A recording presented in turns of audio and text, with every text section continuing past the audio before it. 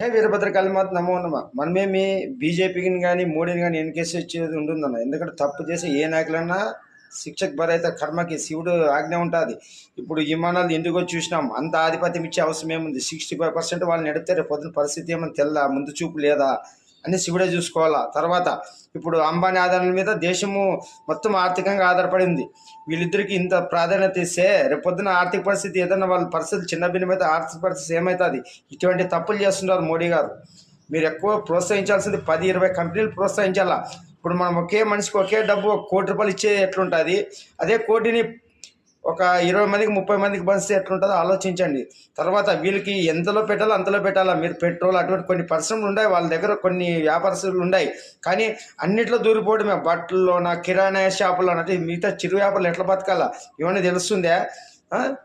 అన్నిట్లో మొత్తం దూరితే వీళ్ళే సంపాదించి వీళ్ళకే మీరు పెద్దోళ్ళని చేస్తే రేపు పొద్దున వాళ్ళు కింద ఒక ఇది అవుతుంది, మాఫియా మాదిరికి తయారై ప్రభుత్వాలను వీళ్ళే నడిపే పరిస్థితికి వస్తారు. ఏమంటే ఫండ్స్ వేస్తే చాలు, మీకు ఖర్చులు పరిస్తే చాలు, ఇంకేమన్నా చేసుకొని దోసుకొని దాచుకొని అట్లా. ఇప్పుడు ఎయిర్టెల్, జియో ఉంది, వీళ్ళిద్దరి మీద ఆధారపడే పరిస్థితి వచ్చింది. రేపు పొద్దున వీళ్ళు ఏం చెప్తే అది వినాలా యూజర్లకు. వీళ్ళంతా మళ్ళీ అర్థం చేసుకుంటున్నారు. ఇవన్నీ రాబో రోజులు ఒక ప్రమాద గంటికలే. కానీ ఇటువంటివి ఏం ఆస్కారం ఉండదని ఇవన్నీ మీరు చేస్తున్నారు. రాజకీయాల నుంచి మనుషులంతా మారరు, మనుషుల బుద్ధులు పోవు.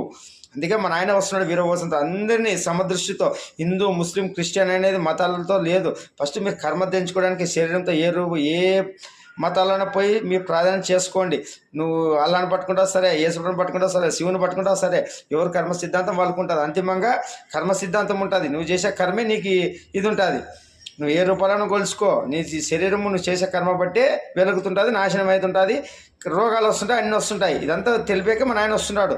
శివకేశవులు ఒక్కటే ఫస్ట్. మన హిందువులు శివుడు కేశవుడు అనేవాళ్ళు తప్పు. ఇంతకుముందే మన ఆయన ఉరుకునేని స్వామి వచ్చినప్పుడు శివకేశవులు ఒకటే నిరూపించినాడు. స్త్రీల పట్ల స్త్రీలని ఎంతో ప్రమాదాల నుంచి కాపాడినాడు, స్త్రీ జాతిని వెలిగించినాడు. ఇప్పుడు ఈ స్త్రీ జాతిలో సమస్య వచ్చింది. అందుకే మా భద్రకాళి మాత కూడా వస్తుంది. స్త్రీలని, పురుషుల్ని అందరిని దారిలో పెట్టి ఈ యువకులు రాబో రోజుల్లో ఈ రాజకీయ నాయకుల నుంచి మనకి ఇన్ని అనార్థాలు వచ్చి చూపించినాడు. స్వతంత్రం వచ్చి 77 ఏళ్ళు కూడా కాలేదు, అప్పుడు ఇన్ని సమస్యలు తెచ్చిపెట్టినాం. ప్రజాస్వామ్యం అనుకుంటా మనం రాజ్యాంగం రాసుకుని ఎంత బాగా పనిచేస్తుంది. ఉన్నోళ్ళకి పనిచేస్తుంది, లేకున్న వాళ్ళకి పనిచేస్తుంది తెలుస్తుంది. లేకున్నోనికే పనిచేస్తుంది, ఉన్నోనికి ఏం పనిచేయదు. వాడు ఏం అసలు వాడు కూర్చుని కాడే బెయిల్ తెచ్చుకుంటాడు, కూర్చుని కాడే వ్యవస్థలను శాసిస్తుంటాడు. అన్ని వ్యవస్థలు దూరి ఎట్లా నాశనం చేస్తున్నారు. ఇప్పుడు ఒక ఎంపీనే రఘురామరాజు గారు కేసే తీసుకోండి. సుశీల్ కుమార్ గారు నేను క్యాష్ బిల్లింగ్తో నాకు అరెస్ట్ చేయకూడదు అంటాడు. తప్పు చేసి ఎవరైనా శిక్ష అనుభవించాల్సిందే.